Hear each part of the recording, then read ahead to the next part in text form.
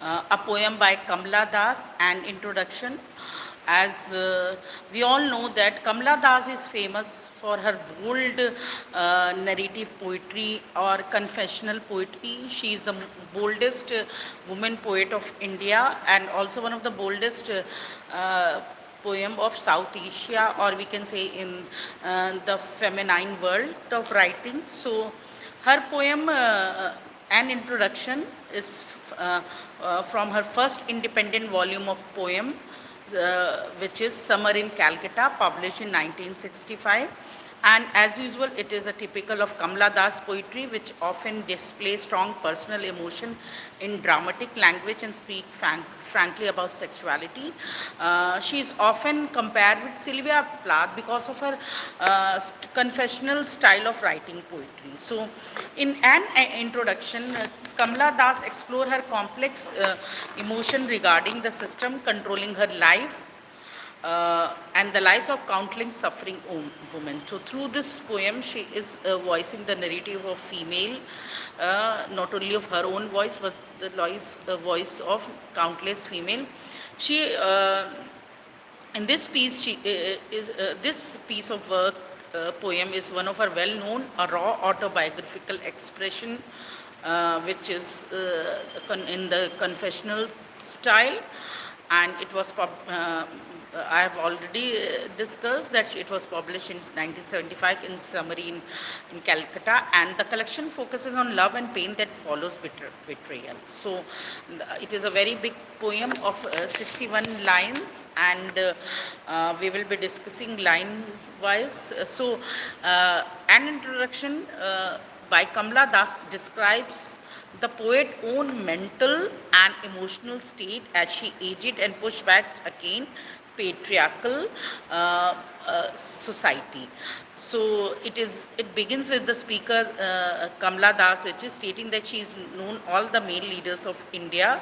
Their names are a part of her attribute to their overwhelming power. She is taking the name of Nehru especially, and this contrasts significantly with the lack of power she felt growing up and getting married at 15, and she struggled with her identity as finally able to step away from the traditional role of wife. Kamala Das has described the way that men are able to move through the world with a solid identity. They are allowed their choices and emotion, but females are not allowed. In the last time, she pushes back against the way of life by stating that she feels things that do not belong to the man she loves. So she too can be I. So I will be discussing it line wise, like first to 13, or it can be stanza voice. So the first 30 lines are the poem begins, I don't know politics, but I know the names. So I will be discussing till 13 line.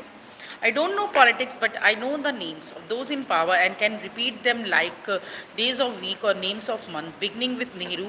I am Indian, very brown, born in Malabar. I speak 3 languages, write in 2, dream in 1. Don't write in English, they say. Said, English is not your mother tongue. Why not leave me alone? Critic friends, visiting cousins. Every one of you, why not let me speak in any language I like? The language I speak becomes mine, its distortion, its squarenesses, all mine, mine alone. So this is the first section of the poem, an introduction, and this speaker has started abruptly by comparing her knowledge of politicians to the day of the week and month of the year. Although she does not have a grasp on politics itself, but she know the people who are in power, which remains in her mind. So this was written at that time when Nehru ji was the Prime Minister of India, and this also showed their power to be much greater than their role should allow.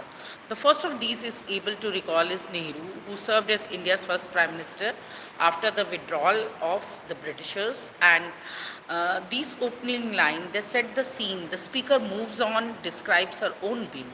Then she says that she is Indian and very brown because she belonged to the southern part of Malabar, which is in Kerala. Lastly, she tells her identity, that she is from Malabar in southwest India.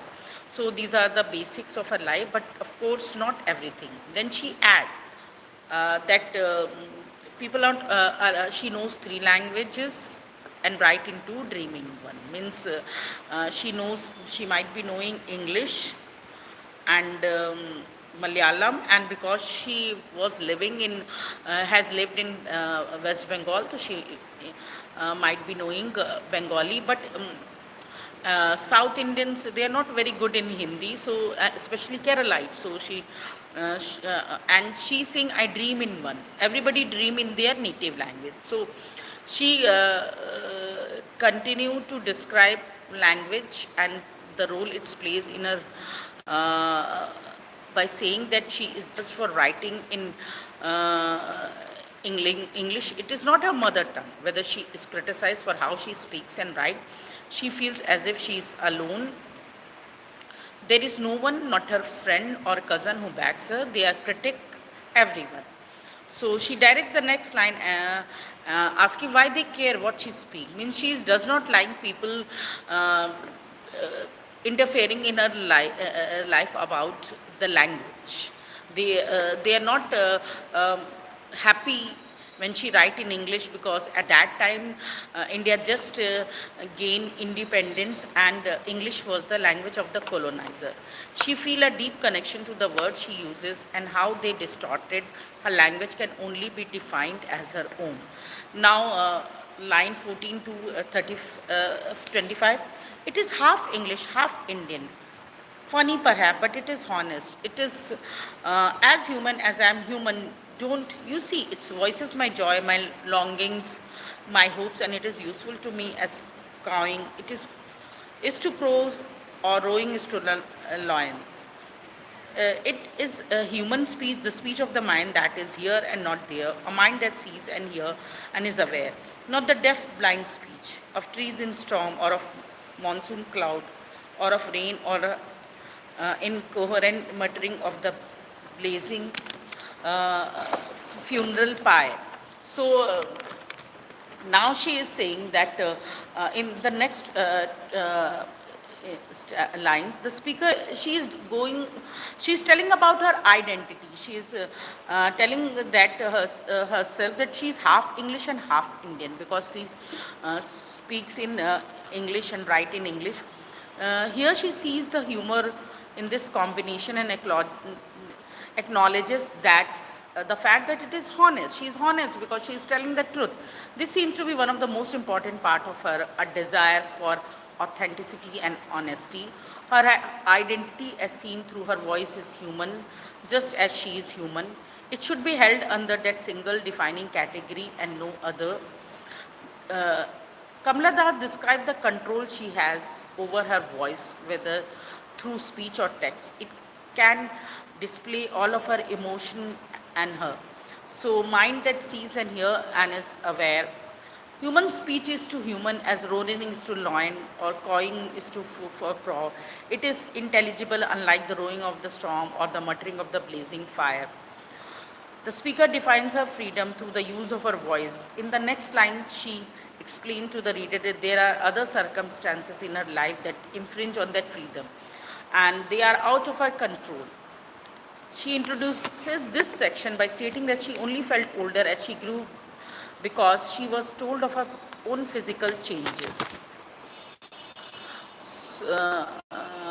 Then from line 26 to 38, when I asked, swelled in one or two places sprouted here. When I asked for love, not knowing what else to ask, for he drew a young youth of 16 into the bedroom and closed the door. He did not beat me, but my sad woman body felt so beaten. The weight of my breast and womb crushed me. I shrank pitifully. Then I wore a shirt and my brother's trouser, cut my hair short and ignored my womanliness. Dress in sari, be girl, be wife, they said. Be embroiderer, be cook, be a quarrel with servant. Fit in, oh, belong, cries the categorizer. Don't sit on wall or peep in through our lace-wrapped window. Be Amy or be Kamala or better. draped window. So here she is describing how a young girl is being treated in our society, how people impose, our family and society impose lots of restriction on a young girl. So here she defines her unhappiness and which is directly related to the need for freedom. Boys and males are not bounded in lots of restriction, but girls are. When she was when she was child, she was told not to do this and that, and she in this line she is also telling about her change in physical appearance or her body.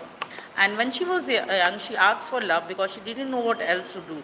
This ended with her marriage at 15 and the closing of a bedroom door with the discrepancy of 16 years, likely alluding to the age of consent in India before 2012. Before that, young girls earlier, some 50 or 60 years back, girls of 13, 14 or 15 years were married, even in the city also. So she's saying, although her husband did not beat her, uh, but she has crushed her, and she has relabeled as yesterday in earlier lines also. So it is due to this simplification of uh, and because of his crushing, she has rebelled, and it is due to this simplification of women as nothing more than a body that led her to a marriage at a young age. She also places blame on her own body for leading her to this place, meaning because her body transformed into a woman at a young age, she was married.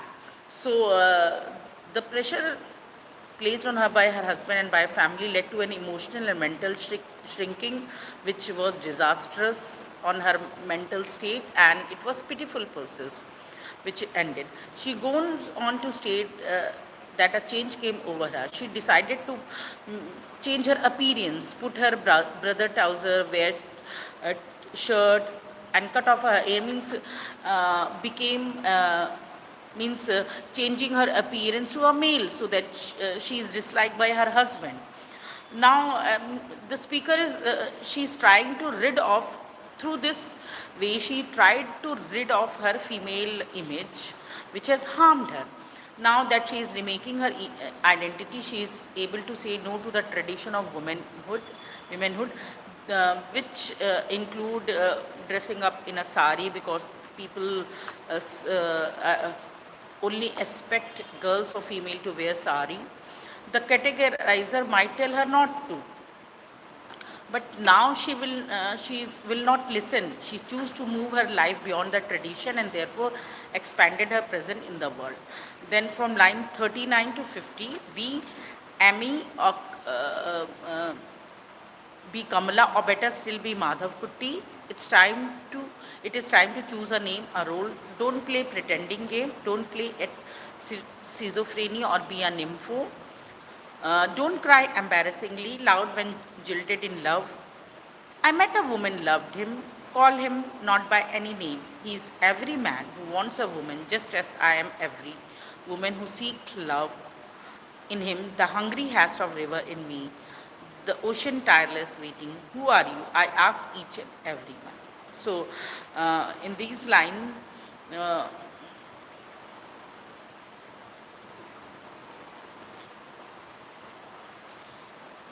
so uh, she is saying that she is being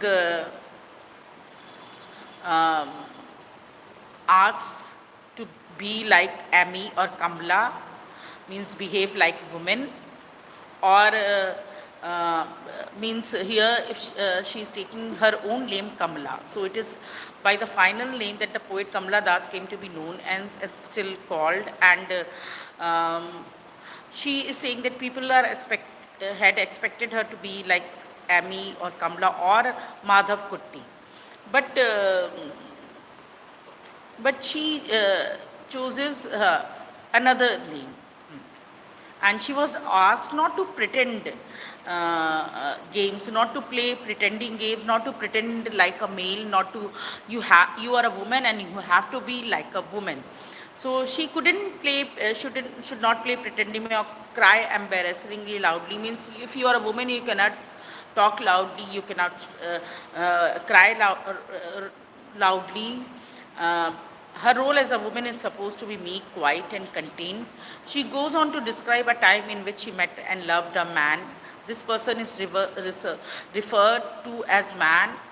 She is not taking the name, maybe because of some reason. This strip him of some of the agency. He is so in control of the next line. Additionally, the name is of little importance as he is meant to represent every man in the world who uses women as he pleases. So she has not taken name because of the fact that it can be any man, because by this she means that all the men are same.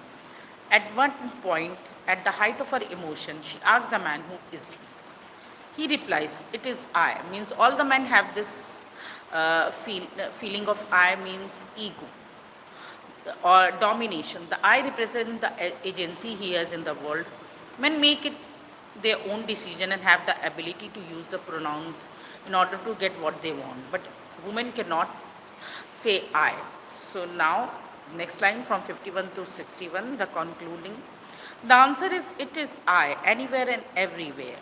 I see the one who calls himself I. In this world, he is tightly packed like the sword in its seats. It is I who drink at 12 midnight in the hotel of strange town. It is I who laugh, it is I who make love and then feel ashamed. It is I who lie dying with a rattle in my throat. I am a sinner, I am saint, I am the beloved and the betrayed. I have no joy that are not yours, no ache which are not yours. I do call myself I. So this is about the bold step taken by a woman. So an introduction begins its conclusion with the speaker acknowledging the constant presence of I around her.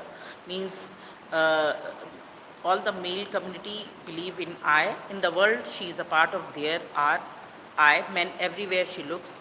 A person of this nature is able to go and drink at 12 and stay in the hotel of strange town. As the line continues, the division between the speaker and I is blurred. Eventually, a reader comes to understand that she is trying to come to terms with her own independence and identity as both saint and sinner. Because she had stepped into the male field and did whatever male does, so she is calling herself as a sinner. Then she is saying that she is a saint too. She is trapped between her own need for her free life and the world which tries to keep her contained. The final statement is one protest and resistance. She states that she aches, means she has pain, which belongs to no one but herself. So this in this poem, she is trying to discuss various issues related with the existence of women in this world. Though this poem has been written in 1965,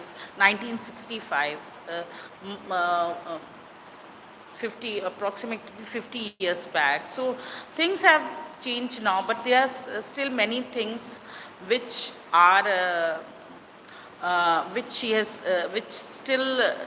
is still associated with the existence of women. And in this poem, Das has explored powerful theme of feminism, equal right, freedom, and marriage. And this poem is a very clear feminist statement that advocates for free choice for all women, much like the brutality on itself portrayal in her grandmother's house. Uh, the, in this poem, she is regarding women as also equal human being with that of man, and she is comparing and contrasting the role of man and woman in society and explaining for how the reader, how her life, the rules she is forced to obey, infringe her freedom. And not only her freedom, but the freedom of many women, all the women around her. So she has kept this poem as for thought-provoking poem for the readers to think about it. So, if we see that this poem, the structure of this poem and form and introduction is a 61 line poem that is contained with a single stanza. There is no, it has not been divided into stanza. The line range from 3 words up to 11 and do not follow a specific metrical pattern. She has chosen not to use a rhyme scheme. It is written in the free verse, as this is the technique of modern poetry and postmodern poetry. The lines also vary greatly in length and syllable number. This means that the poem is written, and it is a free verse poem. This style of writing allows the poet to explore various structure and make use of more sporadic rhymes. And there are several examples of half rhyme and internal rhyme. And she uses techniques such as enjambment, repetition, and anaphora in it.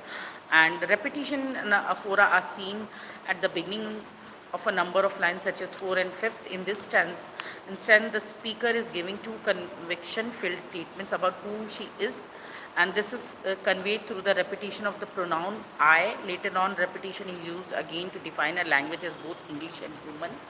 She is a human being because at those time women were not considered as equal, so she is saying I too am a human being and equal with men. And there are several example allusion. She